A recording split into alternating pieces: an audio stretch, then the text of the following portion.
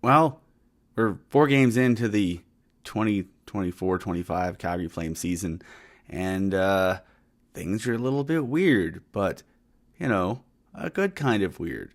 Uh, Entering a season where most of the hockey world predicted a bottom 10 finish for the Calgary Flames, perhaps even bottom 5. Lots of lottery talk, lots of draft talk. The Calgary Flames have begun the regular season as one of 4 teams to go undefeated through their first 4 games, with a perfect 4-0-0 record. 4 wins, 1 in overtime, 3 in regulation. And they have the opportunity this coming weekend on Saturday to, for the first time ever, win 5 games in a row to begin a regular season. Suffice it to say, this is a bit of a shock, a bit of a surprise, because, again, the Calgary Flames, on paper, are not a team that is expected to be the top 4 or 5 of anything. They're expected to be a hockey club that works exceedingly hard and causes a lot of headaches and long nights at the rink for their opposition. But they were a team that would probably be a little bit out of the playoff picture fairly consistently throughout the year. So, let's talk. What's going on with the Calgary Flames? Why have they been able to surprise so many so early? And why can they perhaps not be expected to continue this success? So let's start off with what the hell's going on. What the hell's going on is the Flames are off to a very good start. And they've had, I'd say, a couple of games, maybe all 4 games, with sort of slow starts, getting outshot, outchanced, out whatever early in games. And they've managed to dig themselves out of it. And part of the way they've dug themselves out of it is twofold. One, they've gotten good goaltending. They've been, especially in the first 3 games, the Chicago game notwithstanding, the first 3 games they were fairly consistently outshot and outchanced in the first period, and their goaltenders, 2 games it's been Dustin Wolf, 2 games it's been Dan Vladar. The goaltending's been uniformly good. The goals that both goaltenders have given up, you can take a look at and go, ooh, they didn't have much of a chance on that. And so I think that's something that the Flames have really wanted to see consistently. They got it fairly inconsistently with Jacob Markstrom. There was a lot of snarking on social media every time he gave up a goal on the first shot he faced in a game, which unfortunately was more often than anyone really wanted him to. And then he usually locked it down. But the first shot goals were sort of a point of consternation amongst the media and the fan base. But we haven't really seen that as much with Vladar and Wolf. They've been consistent and consistently very good. And so when you have goaltending, you have a lot. And it's given the Flames a chance to settle in after some kind of uneven starts. The other thing they've been gotten is some timely scoring. As of Tuesday night's win over Chicago, they have 11 different goal scorers. And so, they've had to really rely on a lot of different players to do different things. And, if you look back at the 4 wins, they have a 6-5 comeback win in Vancouver on opening night.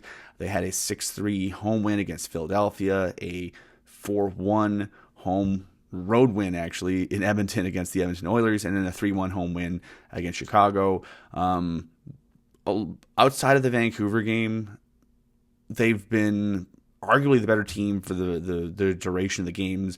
If you look at, if you take them as, 3 rounds of a fight, so to speak, like boxing or MMA, you take each period as a round. The Flames probably have won at least 2 or 3 periods in every game they played. Outside of maybe Vancouver, where you can make a case that one of the periods might have been a draw. They definitely lost the first period against Vancouver, considering they were down 4-1.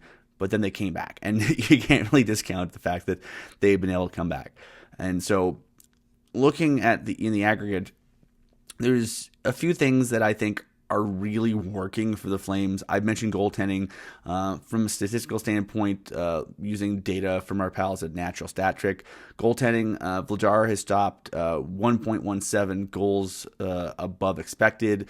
Wolf just over 2 at 5-on-5 for both of them, and collectively they're about 7.77 goals saved above expected. So, their special teams play is what it is. They probably could have, the goals above expected obviously diminishes a bit from basically 3 to just under 1 because of special teams. But overall, 5-on-5 especially, their goaltending has been very, very good. And when your goaltending stopping 3 goals above expected, you're going to have a chance to win most nights. And shockingly, that's been the case. They've gotten goaltending and they've had a chance to win every night. The other thing, the line system is working. So if you've never followed the Calgary Flames in your life, here's generally how they've used their lines. Your offensive lines, you give offensive zone starts because they can score goals, and you want to put them in a position to score goals. So the lines that traditionally are put in the offensive zone are the guys with Kadri, Huberdeau, Kuzmenko, those guys. So we've seen, the top line with Sam Honzik, Nazem Kadri, and Andrei Kuzmenko get a lot of ozone starts. We've also seen Martin Pospisil, who's a center now. That's kind of a revelation. He's playing with Anthony Mantha and Jonathan Huberdeau. They're getting a lot of ozone starts. They're getting ozone starts partially because they're giving D-zone starts to the fourth line, which is originally Kevin Rooney's line, now Justin Kirkland's line, and the line of Michael Backlund, Connor Zary, and Blake Coleman. But it's worked because the fourth line and the Backlund line have really, there's 9 players in the team that have fewer than 40% of the faceoffs the O-zone, which basically means these are the guys that they absolutely are burying in the defensive zone. And 6 of those 9 players have over 50% expected goals for, which suggests that those guys are starting in one zone and pushing the puck up the ice into the offensive zone so that the Flames can provide those opportunities to their other players. And more importantly, these bottom 6 lines, the third and the fourth line, are providing scoring chances. And so as a result, you're getting these lines come in, the offensive lines, and they're already in offensive situations, and there's already some momentum on their side. And so that's really been working. And we also got to give a shout out to the defensive pairing who's been buried in the defensive zone, the pairing of Anderson and Kevin Ball, who have, again, below 40% offensive zone faceoffs, but they've really worked well pushing the puck up ice. And again, that gives you the chance to give, Wigomir Manov and Pahal and Bean usually a chance to play in the ozone. And again, that's fairly well suited to their strength. So, it's the line system is working. The way that you would expect the Flames to divvy up ice time and to divvy up duties and responsibilities and what have you has largely worked. It's not perfect, and they've had some foibles, but in the broad scope of things, it's working. And it's worth noting, and this is my third point, they're holding their own despite missing some bodies. I mentioned Kevin Rooney. Kevin Rooney was injured early in the first game against Vancouver, and so Justin Kirkland, who was in the American League for most of last year and the year before, and really he's been spending majority of his career in the American League. He's only played a handful of games in the NHL up before this year. He's come in and been very good on the fourth line. They haven't had their leading goal scorer, Yegor Sharangovich, from last year. He's been out with an injury he suffered in the last preseason game. And so they've been playing arguably shorthanded, but, they've been finding ways to win. They've gotten some good performances from, a whole slew of players, and, they've been able to hold their own. And they've been able to hold their own in both offensively and defensively. JFresh on Twitter has them 8th in score and venue adjusted expected goals against per 60. It's sort of a measure that's used to sort of separate out defensive acumen for a team. Natural stat tricks formula is a little bit different. They don't have them in quite as strong a spot. They're about league average. But again, you're league average when you're missing one of your better centers, especially in the defensive zone, and one of your better offensive players, and 2 of your best penalty killers. That's impressive. And, that they've managed to have more high danger chances than their opposition at 5-on-5 in 3 of the 4 games. The Vancouver game is the only exception. So if you throw out the Vancouver game as sort of an outlier, they had a weird first period. They lost Kevin Rooney early, and then the first period was just a shambles. They were lucky to get out of it and then turn the game around. And, it was one of the more impressive games they played probably in a few years in that respect. But they've managed to dig themselves out and, for the most part, be the team that goes toe-to-toe with some of these other teams, especially, Chicago is not short on offensive talent. Connor Bedard for one. Edmonton is not short on offensive talent. Philadelphia has a lot of young players, and so these aren't exactly wilting violets or anything resembling bad teams. And the Flames managed to early on go toe to toe with them. So it's hard to really be anything but impressed with this. So if you're a Flames fan, there's probably two ways you're looking at this. Glass half full, glass half empty. If you're glass half empty, you're probably going, oh no, this was the year that they're supposed to be god-awful and get a very good draft pick. Oh no, they're screwed. They're ruining everything. And to you I say, one, there's no guarantee that this will keep up. October hockey is weird. A lot of teams take a little while to get going. Edmonton last year was very famously quite bad in October, and then they got their act together in November. Not to say that teams that go 0-4 rattle off 16-game winning streaks regularly, but generally speaking, the hockey gods tend to balance things out. So if you're panicked about the Flames draft selection, let's just say it's 4 games. It's been 4 really good games, but 4 games. And there's still 78 to go, and there's no guarantee that this will continue, even though they have some nice things going.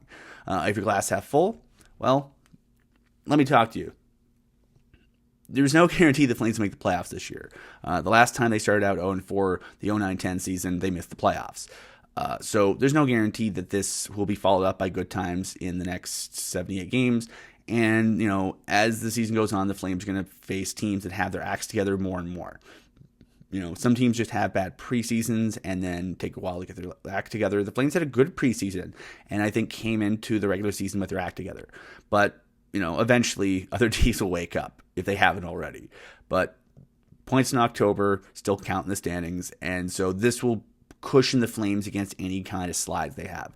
Well, does it mean they'll make the playoffs? Not necessarily. Ask me again at the end of November. I think, the common metric, Elliot Friedman at Sportsnet frequently discusses U.S. Thanksgiving. If by U.S. Thanksgiving a team's in the playoff spot, they usually stick around. It's very, very infrequent that teams in a playoff spot at U.S. Thanksgiving disappear or drop off. So we'll see in another month. But at the very least, it's a good first week, good first 4 games, and you can't really discount it because if the idea is, we talked about this in a previous video, this season isn't necessarily about results. It's about process. It's about setting a culture, setting a standard, setting a tone. So that, say, in a year or so, when you're bringing in, say, Matt Bigridden, or you're bringing in Zane Parik, or you're bringing in Andrew Basha, or you're bringing up Hunter Brustovich from the farm, or whoever else. You don't need to start from square one with defining what the Flames are, how the Flames play, and how they're supposed to look on the ice and conduct themselves on and off the ice. That's culture. That's standards and culture and habits and systems. So far, so good. I think the Flames are doing a really nice job establishing themselves as a tough team to play against who outwork their opposition. I think a lot of these wins were based on just sheer force of will and some really good work in a lot of different areas. And they're imperfect wins, but I think they really set a tone for kind of how the team needs to look and how they need to play. And even if they tail off a bit, and even if this next this 4 games is followed by, uneven results from here on out, I don't think you can discount the process value of this. So regardless of the standings results, I think this season can be valuable for them in terms of setting a tone and setting a standard.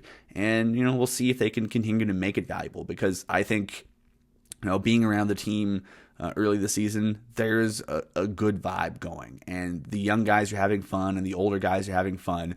And if you were, a veteran player looking around at the standings last year and hearing the words rebuild, retool, whatever, and going, oh goodness gracious, what have I signed up for? This is going to be a long, painful stretch. Maybe it won't be as long and as painful as you think. And so, we'll see how it goes. I'll steal a line from Game of Thrones. There's a stretch in season, I forget what season it was, but someone snarks about Robb Stark winning 3 battles and half jokingly saying he's a conqueror, and then he snarks back, beat 3 defeats. You know, you're not going to win a Stanley Cup in October. You're not going to make the playoffs in October, but you can still do useful, good things that have positive effects down the road. And, you know, if all this is 4 games that teach you things you didn't know about some players in your roster and move your young players along, help you learn how to maximize Dustin Wolf, Martin Pospisil, Matt Coronado, Sam Honzik, and so on, they're still valuable. And so I think you got to, you know, you can't miss the forest for the trees, but you also have to appreciate the trees. And I think you have to take these wins for what they are and try to get as much value from a hockey and a learning standpoint as you can from them. Because, you know, at the end of the day, wins are wins, and that's what they're there for. So, you know, it's a good start. We'll see what the remainder of the season, the remaining 78 games, carry on for the Calgary Flames. But at the very least, it's they deserve their flowers. They deserve the tip of the hat because, you know, they've been well deserving of the victories they have gotten. So that's it for me. If you like this video, please click the like button. If you really like this video, please click subscribe. As always, please jump into the comments and let me know anything else you want to hear, read, listen to about, and hit me up on social media. I'm on Twitter at Ryan N. Pike. And thanks for watching, and I'll see you next time.